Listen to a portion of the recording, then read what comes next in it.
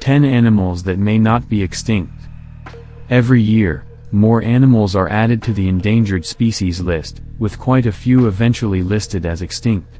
Clear-cutting of forest areas, controlled burns of grasslands, and the introduction of dogs and other predators have added to the burden of existing wildlife. We will never see another dodo bird, certain subspecies of black rhino, or a quagga unless someone figures out how to apply the scientific methods that were used in the movie Jurassic Park. But what if some of these animals aren't really gone? What if a few of them still exist? We're not hoping for a T-Rex to walk down the street, but maybe a Tasmanian tiger? With the way new species are being discovered so often, it wouldn't surprise us to see a few of these special creatures return. Here are 10 notable cases of a possibly extinct species coming back for a second chance at life. Honshu wolf. The Honshu wolf, also known as the Japanese wolf, was the smallest breed of wolf in the world. They were only about 76 to 89 centimeters, 30 to 35 in, long and about 30 centimeters, 12 in height. They had short, wiry hair, almost like a coyote, short legs, and a tail more closely resembling a dog than a wolf. They were believed to be a subspecies of the gray wolf when they were first identified in 1839. Some scientists believe that the Honshu wolf wasn't a wolf at all, being closely related to dogs in the area. Thylacine. The thylacine, aka the Tasmanian tiger or Tasmanian wolf, supposedly became extinct in 1936. They were named tigers because of the stripes on their fur. However, they were actually marsupials, more closely related to the Tasmanian devil. During the 19th and early 20th centuries, ranchers actively hunted thylacines to prevent them from attacking livestock. Little is known about the thylacines' mating and reproductive habits because all our information comes from the dissection of organs in sightings by various naturalists and native bushmen. As the thylacine had been opened up to a government bounty, the results of any studies may have been skewed. Since that time, there have been quite a few sightings from respected resources in mainland Australia and Tasmania. This isn't unusual, as other supposedly extinct creatures have been found in the area. Ivory-Billed woodpecker. This beautiful, large woodpecker had been believed to be extinct for decades until a man walking through a swamp forest in Arkansas took a picture of one. It had been 73 years since the last verified picture of the bird was taken. Though this new image cannot be verified as an ivory-billed woodpecker, there are enough hints to lead conservationists to believe that there may be more around the area. Others argue that it is a photo of a pileated woodpecker, as the two birds are hard to distinguish from each other at a distance. Two videos taken in 2006 and 2007 from the Pearl River on the Mississippi-Louisiana border and another from 2007 in the Choctawhatchee River swamp in Florida clearly show a large woodpecker that could easily be an ivory-billed woodpecker. These birds grew to a length of up to 51 centimeters, 20 in, and a wingspan of around 76 centimeters, 30 in. They were considered to be carnivores as they relied mainly on insects for their diet. Chacon peccary. Chacon peccaries were originally found as fossils in 1930. They are the largest of the peccaries, distinguishable from others by the white hairs around their mouths, a stripe across their shoulders, and a dark stripe across their backs. They tend to travel in groups. When frightened, they raise the hairs on their backs and spray a fluid from glands that will tell other peccaries to stay together. They have a lot of pig-like features. In 1971, it was discovered that groups of them were hiding in Bolivia, Argentina, and Paraguay in the Gran Chaco region. The native peoples of the area had been aware of their existence the whole time. But don't celebrate just yet. Hunting Chacon peccaries is legal, and they seem to have naturally occurring health problems. So they may go right back to being extinct sooner rather than later. New Caledonian crested gecko. Having once been found in the South Province of New Caledonia, the crested gecko was thought to have been extinct for ages. Then, in 1994, they suddenly reappeared. Crested geckos grow to a total length of 20 centimeters, 8 in, for both males and females. The crested gecko has tiny projections around its eyes that look like eyelashes. This led to the nickname eyelash gecko. They have a crest that runs from the edge of each eye all the way back to the tail. As crested geckos do not have eyelids, they lick their eyes to keep them wet. Since their rediscovery, they have made an unbelievable comeback. They can live to the ripe old age of 15 to 20 years and are quickly becoming popular pets for lizard enthusiasts.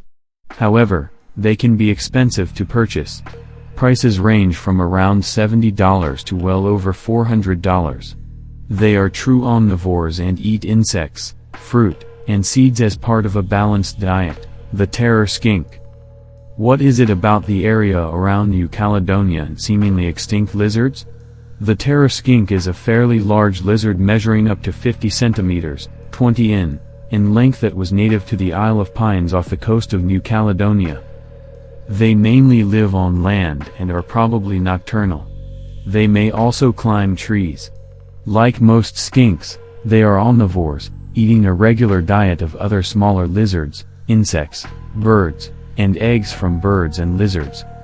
Terror skinks have teeth that are long, sharp, and curved. These animals were thought to have been extinct for over 100 years because only one specimen had been found in the early 1870s. Then, in December 2003, specialists from the French Natural History Museum caught a terror skink, filmed it, measured it, and let it go. As they are still so rare, terror skinks are considered to be endangered. Cats brought to the islands by settlers and rats that live in the area have become the natural enemies of terror skinks. Laotian rock rat. The Laotian rock rat, also known as a rat squirrel due to its thick, furry tail, was at one time considered to be a separate breed from other rats. It was referred to as a living fossil, with some remains dating back 11 million years. There have been ongoing arguments concerning the rat's exact genus and family. These animals live in spaces between karst limestone falls and boulders on hillsides. They are rarely seen in daylight and are believed to be nocturnal. They are herbivores, mostly eating grass, seeds, and leaves. Occasionally, they eat insects. Female Laotian rock rats only give birth to one baby per cycle. The animal was rediscovered in 1996 when its meat was found in a local meat market. Several other specimens have been found since then, making scientists believe there may be far more Laotian rock rats than were thought. This animal is still listed as endangered.